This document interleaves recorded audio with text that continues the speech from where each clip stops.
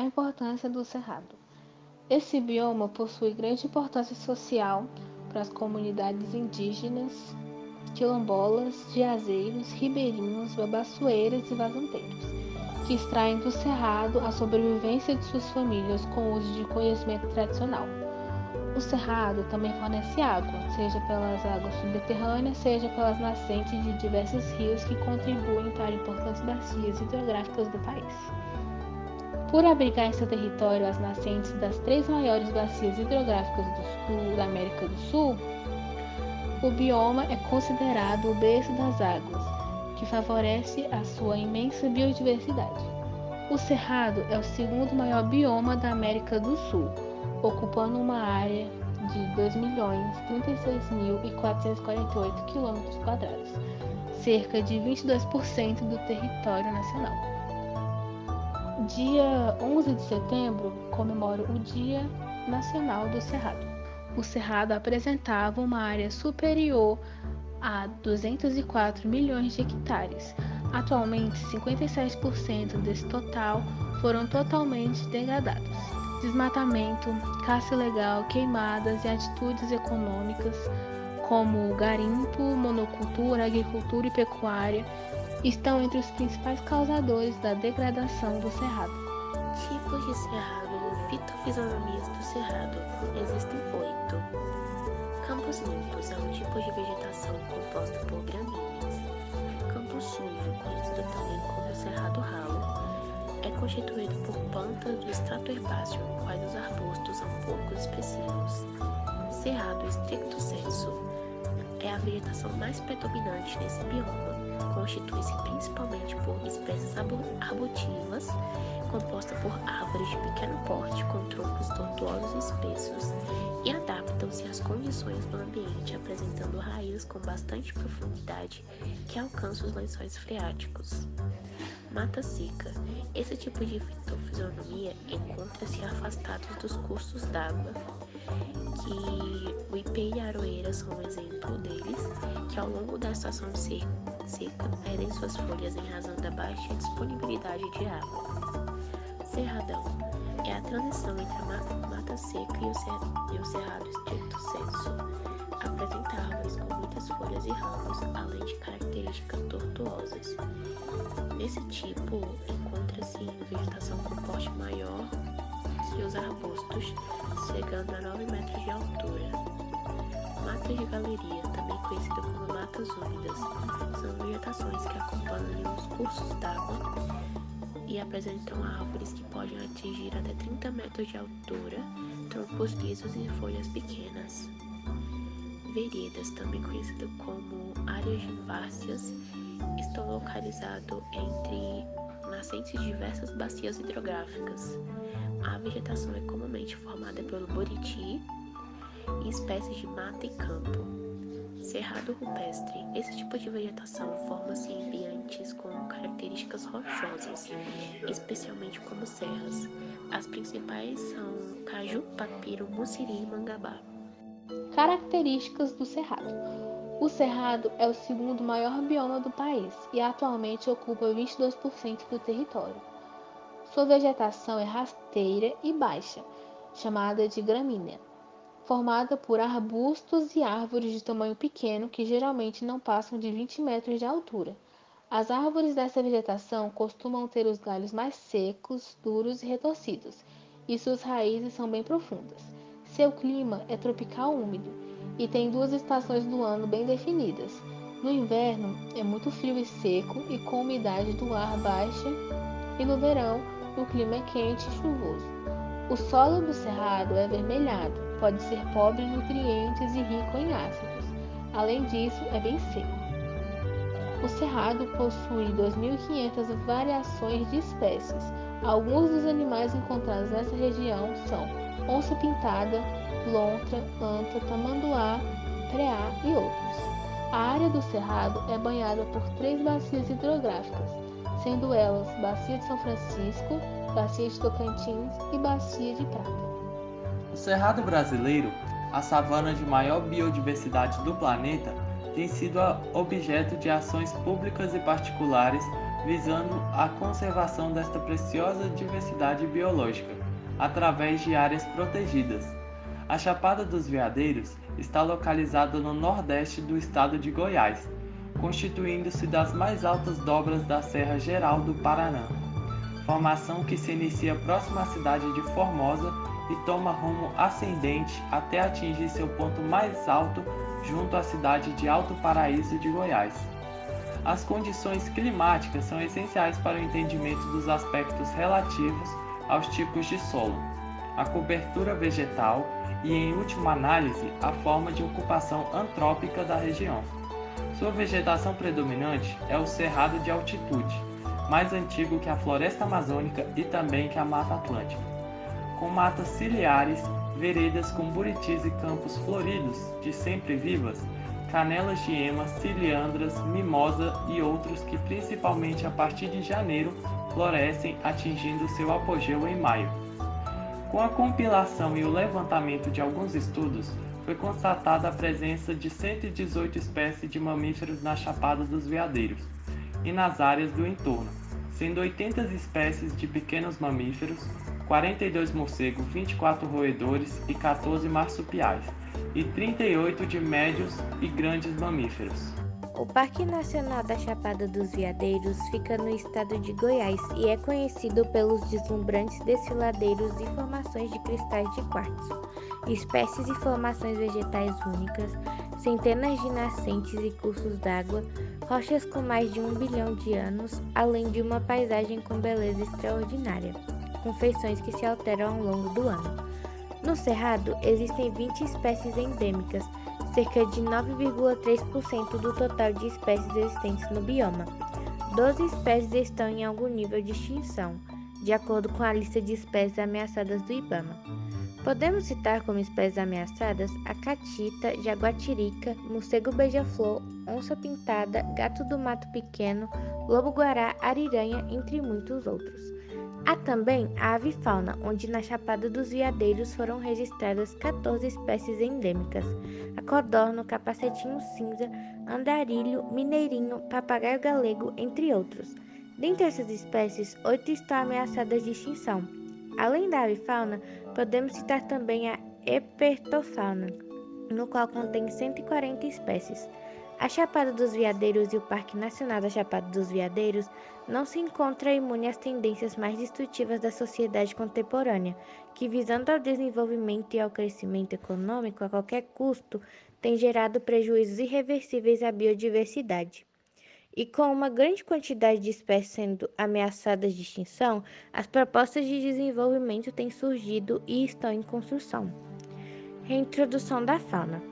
O objetivo da reintrodução é o restabelecimento de uma ou mais populações viáveis e autossuficientes de uma espécie extinta, ou que tenha atingido níveis populacionais críticos, em parte, ou na totalidade de sua área de distribuição original. Para haver reintrodução, é necessário que antes haja um estudo dos indivíduos em cativeiro cumprindo alguns estágios, reconhecer os motivos do declínio da população selvagem, ter uma população viável em cativeiro, fazer o estudo genético, manter a população cativa com várias gerações, conforme os estudos, escolher os indivíduos apropriados para a soltura e, por último, reintroduzir essa população escolhida na natureza.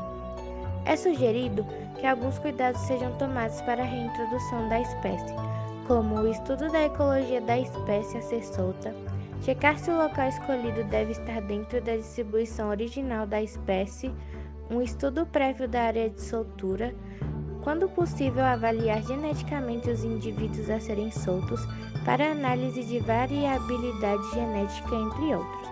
É fundamental que alguns treinamentos comportamentais devam ser feitos em cativeiro, como um rigoroso processo de reabilitação para que o indivíduo desenvolva habilidades que o capacite a sobreviver na natureza, como aprender a se comportar diante de outros indivíduos da mesma espécie, buscar alimentos e se defender de predadores e de humanos.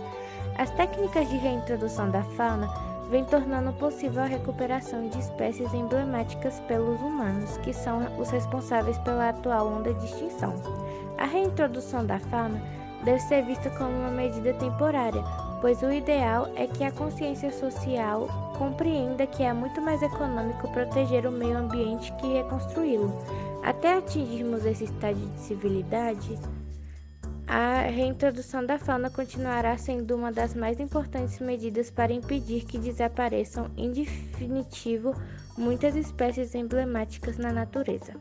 Bom, sobre a restauração da flora no Cerrado, deve-se destacar que ele possui um leque de vegetações e é o segundo bioma mais rico em diversidade no Brasil, tendo diversas florestas, mas em destaque savanas e campos, que se caracterizam pela coexistência de diversas espécies herbáceas e arbóreas, que têm um crescimento muito lento.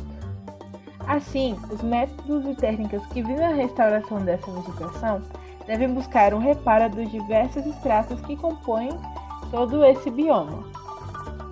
Até poucas décadas atrás, o Cerrado era visto como uma terra improdutiva e era explorado apenas na extração de lenha e carvão para uma pecuária extensiva, que causava danos relativos e muito baixos a esse ecossistema.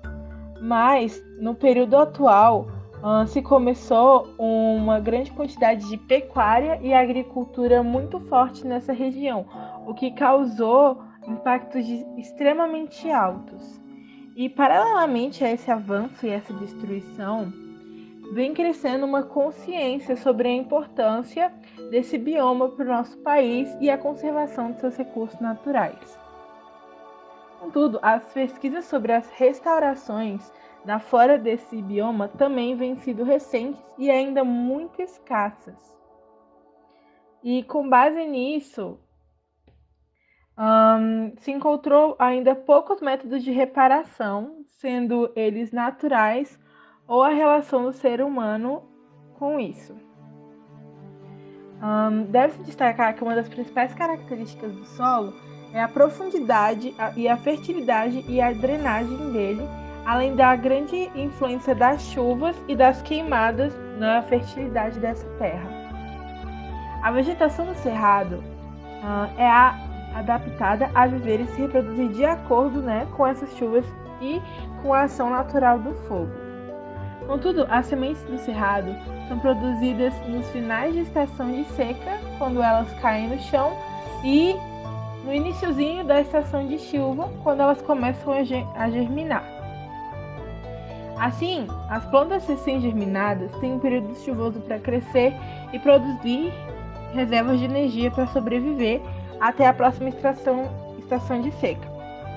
Dessa forma, muitas plantas do Cerrado são capazes de rebrotar a partir de reserva de energia. Contudo, as que ainda não têm essa reserva tão bem estabelecida sofrem muito para serem germinadas. Em áreas onde essa vegetação nativa não se recompõe sozinha, são necessárias diversas ações para sua restauração. Muitas vezes temos que cumprir a lei para conservar algumas das espécies ameaçadas e manter o cerrado dentro das suas unidades de conservação. Deve-se destacar também que tem certas áreas do cerrado em que existem 6 vezes mais espécies de árvores que são ervas e arbustos do que espécies de árvores de porte muito grande. Por exemplo, em 1 hectare de cerrado típico podem existir em torno de 160 espécies de ervas e arbustos e apenas 80 espécies de árvores. Assim, quando se pretende restaurar o cerrado, é muito importante considerar as plantas pequenininhas que cobrem esse solo. Tendo em vista métodos de reparação ecológica, elas são reagrupadas em baixa intervenção, quando o potencial de regeneração natural da área é alto, e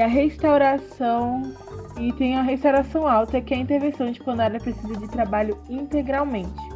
Em ambos os casos, as técnicas mais utilizadas no Brasil são plantio de mudas, semeadura direta mecanizada, restauração passiva, regeneração natural assistida, transposição da chuva de sementes, criação de poleiros artificiais ou naturais e transposição do solo. Contudo, o plantio de mudas e a semeadura não são os melhores métodos para o cerrado, já que é difícil obter mudas de semente de espécies endêmicas dessa região e o lento crescimento das plantas faz com que seja necessário o controle das gramíneas exóticas por muito tempo, atrapalhando e encarecendo o processo. Assim, a decisão inicial pode ser baseada nos parâmetros sugeridos, mas a regeneração deve ser acompanhada para verificar se está avançando ou regredindo, e se vai ser necessário modificar a estratégia. 2 anos de observação vão ser suficientes para determinar o melhor método. E aí, a técnica utilizada irá depender desse potencial de regeneração da terra e da região e o seu nível de degradação. E agora, sobre as escolhas das espécies para o plantio de regeneração, deve-se seguir algumas regras e algumas leis. A escolha de espécies para o próprio plantio do cerrado são espécies que não necessitam de uma grande quantidade de água ou que conseguem armazenar essa grande quantidade de água para os períodos de seca, como já disse anteriormente. No plantio dessas árvores não se deve utilizar muitas espécies florestais e o ideal é buscar colocar nessa região plantas que já viviam naquele ambiente. Então, de modo geral, a maioria dessas plantas não vai aguentar e tolerar o encharcamento no solo. Então, espécies que nascem tanto em matas de galeria quanto no próprio cerrado podem até ser plantadas próximas a córregos. Também deve-se procurar utilizar o plantio no maior número possível de espécies repetidas, pois no cerrado não se pode contar com a entrada de muitas espécies por chuva e sementes vindas de muito longe.